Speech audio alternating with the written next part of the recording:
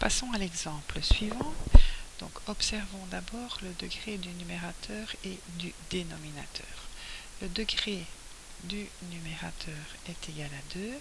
Le degré du dénominateur est également égal à 2, puisque la puissance de x la plus élevée est de 2. Donc, ça nous indique déjà la présence d'une asymptote horizontale, mais il va falloir maintenant découvrir son équation. Ce ne sera plus une asymptote horizontale y est égale à 0, mais une asymptote horizontale y est égale à un autre réel b que nous allons découvrir. Alors, comme précédemment, on commence toujours les exercices par les conditions d'existence. Donc ici, le dénominateur x carré moins x moins 6 doit être différent de 0. Et ce qui veut dire, si on va chercher les racines à la calculatrice, qu'on doit rejeter la valeur moins 2 et la valeur moins 3. Le domaine est alors égal à l'ensemble des réels, sauf ces deux valeurs, moins 3 et moins 2, et l'adhérence au domaine est égale à R bar. On poursuit alors en faisant le calcul en plus et moins l'infini de cette fonction. Est-ce que ça a du sens d'aller faire ce calcul en l'infini? Oui, parce que les deux infinis sont adhérents au domaine, donc ils font partie de l'adhérence. Donc ça a du sens de poursuivre notre calcul. Alors, le calcul de la limite, comme il s'agit du calcul de limitant l'infini d'une fonction rationnelle, nous allons sélectionner le terme de plus haut degré au numérateur et au dénominateur. Donc au numérateur, il s'agit de 3x carré et au dénominateur, il s'agit de x carré. Étape suivante, on simplifie la fraction et on constate qu'ici, il ne reste plus de x. Donc, on ne sait pas aller remplacer x par 1 par l'infini, un des deux infinis, puisqu'il n'en reste plus. Et donc, ce réel que nous venons d'obtenir, c'est en fait le réel qui définit l'équation de l'asymptote horizontale. Donc, nous venons découvrir que l'équation de l'asymptote horizontale, l'équation y est égale à 3. Donc, vous voyez sur le graphique ici à droite que, de fait, en y est égal à 3, il y a une droite imaginaire et la fonction va tendre à se rapprocher de cette droite y est égal à 3.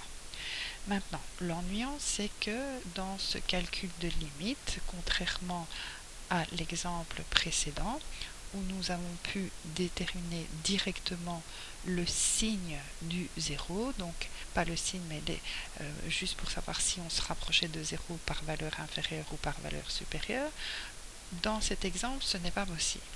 Donc nous allons aller poursuivre, donc on va aller plus loin dans le calcul, on va poursuivre pour savoir est-ce que finalement on se rapproche de 3 par valeur supérieure ou est-ce qu'on se rapproche de 3 par valeur inférieure. Et ça, c'est ce qu'on appelle l'étude. Pour le savoir, nous allons réaliser donc l'étude du comportement asymptotique. Donc, étude du comportement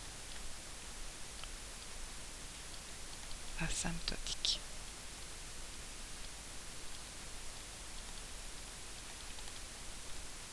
De la même manière que nous le faisions avec les asymptotes verticales pour savoir comment se comportait la fonction de part et d'autre des asymptotes verticales.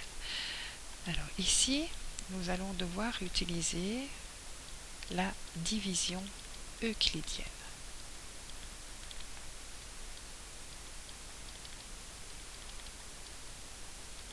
Alors peut-être un petit rappel, lorsque vous devez diviser, effectuer la division écrite de 17 par 4.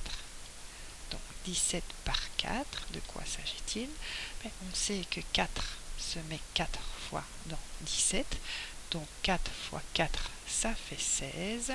Si on retranche 16 à 17, il nous reste 1. Donc 17 quarts, c'est quoi? C'est 4 unités entières plus 1 quart. Donc ce terme-ci s'appelle le quotient.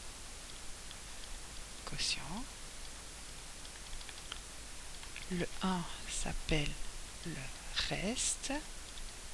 Et le 4 qui est ici s'appelle le diviseur.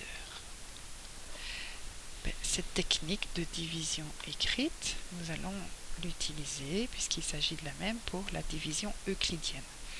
Donc moi j'aimerais bien diviser 3x carré moins 7x plus 2. J'aimerais bien le diviser par x carré moins x moins 6. Et donc on doit se poser la question, combien de fois x carré peut aller dans 3x carré? De la même manière qu'on s'est posé la question, combien de fois 4 peut aller dans 17?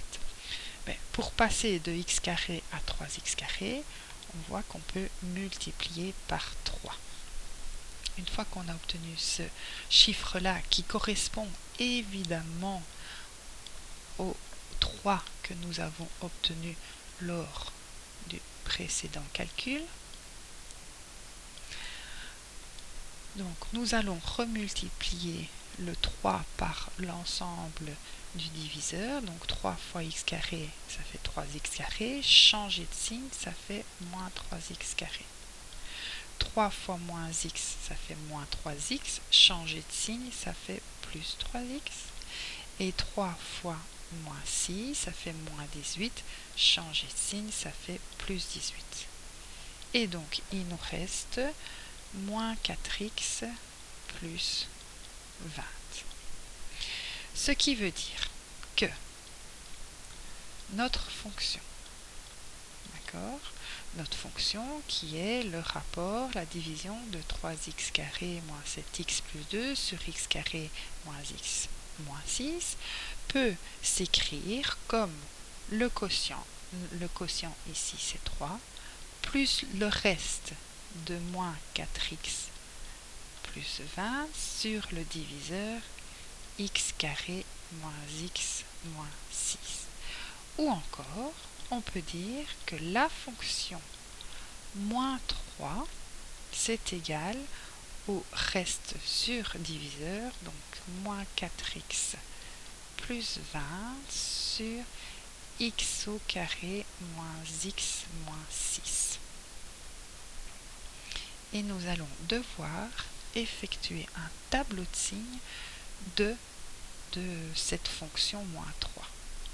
Donc, étude de signes maintenant. Je vous avais dit qu'il fallait bien noter de quelle étude de signes on devait faire le tableau, puisqu'il y avait pas mal d'études de signes à faire dans ce type d'exercice. Donc ici, c'est l'étude de signes de la fonction moins 3, c'est-à-dire moins l'asymptote horizontale. Donc ça, c'est f de x moins l'asymptote horizontale. Donc le tableau de signes de f de x moins l'asymptote horizontale, c'est-à-dire le tableau de signes de moins 4x plus 20 sur x au carré moins x moins 6. Je fais mon petit tableau de signes et je vais vous expliquer à quoi il va nous servir. Donc moins 4x plus 20 s'annule en 5 et les racines de x carré moins x moins 6 sont moins 3 et 2. Donc j'ai les deux racines du dénominateur et la racine de moins 4x plus 20. Donc je peux placer les zéros. Moins 4x plus 20 est une fonction du premier degré qui est décroissante. Donc au niveau des signes, je commence par le plus et ensuite un 0. Et x carré moins x moins 6 est une parabole du second degré avec deux racines. Donc je commence par le plus, entre les 0, un moins, et puis de nouveau un plus. Donc ici, en moins 3 et 2, j'ai un rejet. En 5, un 0. Au niveau des signes, du positif sur du positif, ça donne du positif sur du négatif, c'est du positif sur du positif, c'est positif, et du négatif sur du positif, c'est négative. Ce qui veut dire que ici, aux deux extrémités, c'est-à-dire en plus l'infini et en moins l'infini, je découvre deux signes. Je ne m'intéresse plus vraiment de ce qui se passe au milieu de la fonction, mais je regarde les deux extrémités. Et ce signe-là m'indique que la fonction, donc le tableau de signes que j'ai réalisé, c'est l'étude de signes de la fonction moins l'asymptote horizontale. Donc j'obtiens que la fonction moins l'asymptote horizontale donne quelque chose de positif. Ce qui veut encore dire que la fonction, par conséquent, est au-dessus de l'asymptote, est supérieure à l'asymptote horizontale. Sinon, la différence ne pourrait pas être positive. Et alors, je peux en conclure que la limite en moins l'infini de la fonction, on savait que ça donnait le nombre réel 3, mais maintenant, on sait que c'est 3 par valeur supérieure. Le plus qui est ici donne l'indication de l'indice 3 plus. De l'autre à l'autre extrémité de mon tableau, je viens de découvrir grâce au tableau de signes de f de x moins l'asymptote horizontale que on obtient un résultat négatif, ce qui veut dire que ma fonction est en dessous, est inférieure à l'asymptote horizontale.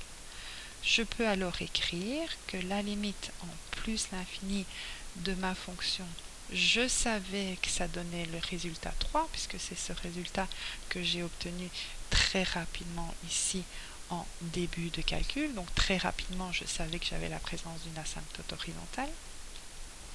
Mais grâce à ce signe placé à l'extrémité droite de mon tableau, je sais maintenant que la fonction se rapproche de 3, mais par valeur inférieure à 3. Donc si je fais un petit croquis, ou bien si ici je vais vérifier graphiquement ce que je viens d'obtenir par calcul, donc on constate bien que plus je vais à l'extrême droite de la fonction, plus je vois que ma fonction se rapproche de la droite imaginaire 3, mais par valeur inférieure à 3. C'est ce que je viens d'obtenir ici. Et plus je vais à l'extrême gauche de ma fonction, plus je vois que ma fonction se rapproche de la droite imaginaire 3, mais cette fois-ci par valeur supérieure, ce que j'avais obtenu ici par calcul également.